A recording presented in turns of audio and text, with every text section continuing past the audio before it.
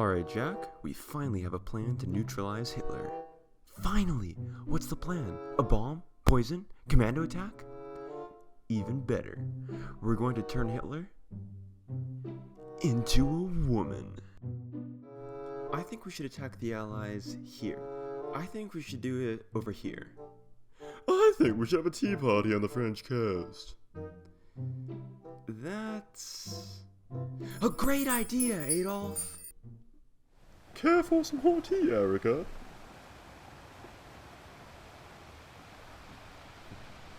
Booyah. Though we may get a bit bent from time to time, we shall never be beaten. World War II saw many bizarre plans thought up by both sides. From the German plan to flood England with millions of counterfeit pound notes, to the British plan to build an aircraft carrier out of ice and wood, to the American plan to weaponize fart spray, the crazy ideas that both the Axis and the Allies came up with never ceases to amaze. However, one plan takes the cake as the weirdest and wackiest plan of the war. Since it never got anywhere even close to operational or even the testing phase, the plan was never given an official name, but today it's known as Her Hitler, the plan to turn Hitler into a woman. As the Allied strategy slowly shifted from defense to offense, the Allies began drafting different plans to assassinate the German leader, Adolf Hitler. The plans varied from planting a bomb on Hitler's train, to poisoning his drink, to having a sniper shoot him from long range. The Allies believed that if Hitler were to be eliminated, the German high command would fall into chaos, making an Allied invasion of Europe much easier, or at the very least, Hitler would be replaced by a less competent or less experienced leader. Hitler was not the only one that the Allies wanted gone, however. The Allies also targeted other high-ranking Nazis, something which would prove to be slightly more successful than attempting to assassinate Hitler himself. On May 27, 1942, Czech soldiers trained in Britain by the Special Operations Executive bombed the car of Reinhard Heydrich, a high-ranking Nazi official who was responsible by and large for proposing and designing the Holocaust. Heydrich is widely considered today to have been one of the most evil men within the Third Reich, even being noted by Hitler himself to be a man with an iron heart. Heydrich was fatally wounded in the attack and died 8 days later on June 4, 1942. His assassins were subsequently hunted down and killed. However, while the assassination of Heydrich was successful, similar Allied plans for Hitler did not bear such results, despite the plethora of ways devised to kill him. However, what many people do not realize is that not all the Allied plans for Hitler were lethal. It is one of these plans that is the subject of today's video. The idea of attempting to turn Hitler into a woman, or at least to feminize him to some degree, was thought of by the Special Operations Executive, or SOE, the secret British espionage and sabotage organization which were tasked with, as said by Prime Minister Winston Churchill, to set Europe ablaze. The British believed that Hitler already had some feminine characteristics, a theory which was satirized by Allied troops. The SOE thought if they could perhaps exacerbate these feminine qualities, they could possibly turn Hitler into a woman and enhance his supposed feminine side.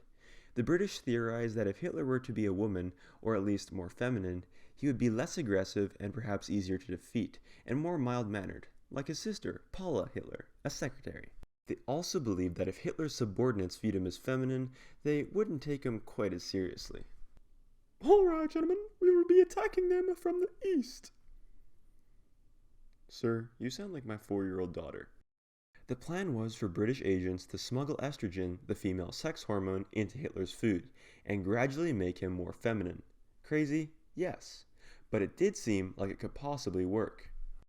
The British had agents close enough to Hitler to smuggle estrogen into his food. Estrogen would have also been way easier to put into Hitler's food than poison. First of all, Hitler was a vegetarian, and during his time in his Berghof in the Obersalzberg, he only ate vegetables which came from his home garden, and all of his gardeners and cooking staff had been thoroughly vetted, so placing poison in Hitler's food would have been an obvious giveaway and a death sentence for anyone who allowed it. Estrogen, on the other hand, wouldn't be so obvious, and Hitler probably wouldn't be able to trace it back to his food. Another advantage of estrogen was that it was tasteless and had no immediate side effects, meaning it could get past his food testers, of which he had over 10 to prevent poisoning without being detected. The Allies figured that they could bribe a gardener to sneak estrogen into Hitler's vegetables, under the promise that it would be untraceable. But of course, as history proves, this plan never materialized, probably for a couple of reasons. At the time, estrogen and using sex hormones in general were still quite new, and perhaps the British were worried that it wouldn't work. And if it did work, there were considerable downsides to turning Hitler into a woman. If the Führer began to develop a higher-pitched voice, become more feminine, and grow breasts, he may have just become more angry and even more aggressive.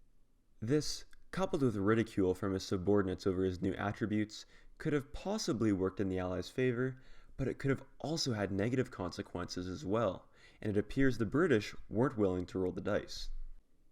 In the end, the Her Hitler plan was never given a chance, only to be remembered as one of the craziest and most bizarre moments of the Second World War. So, what if this plan had actually been put into action? This is really difficult to say, as many variables would have come into play, such as the success in getting estrogen into Hitler's food, how it would have changed him, and his reaction to these changes. It is perhaps an interesting what-if of history, but as history would have it, that is all it will ever be.